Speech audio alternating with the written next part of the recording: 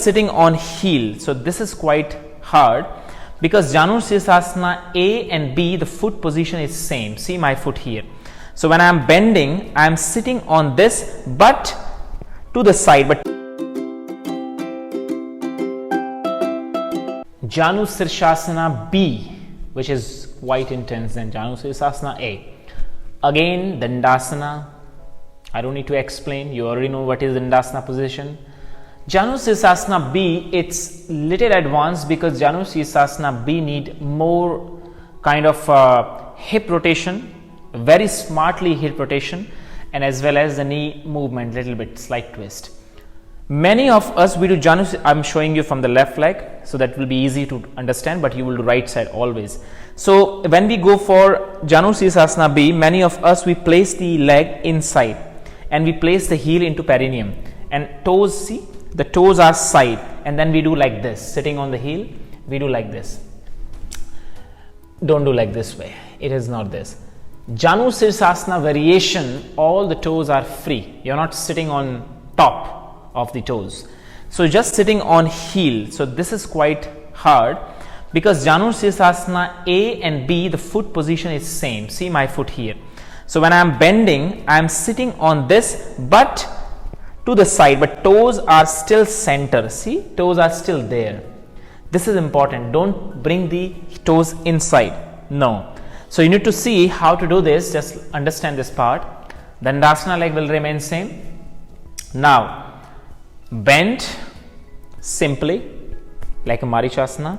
Drop it to the side. Now what you have to do is you have to sit on this heel, the side heel, this part. So when you do this part, side heel, you have to bring this heel to the perineum so that you are sitting on the heel, top, on the side, not on the floor. So what I will do, I will keep my foot front, I will keep my toes front, I will just bring the heel inside and drop press the heel with this thumb, and then I will sit on the top so that it will keep my toes front like this way, and then I will roll my hip upward direction, and that's how I will sit top. Now leg is falling outside, you rotate the leg center, and that's how you will hold if you want, and then exhalation will remain same. So this is how Janusirsasana B you will do. So you don't need to sit completely on the top, you just little bit need to sit that which will elevate the buttock and you are off the floor, and that's how the toes will remain front and you can go down. Another side, if I'll show you, it is like this. You go, drop like Janusirsasana A, place it here, just understand this.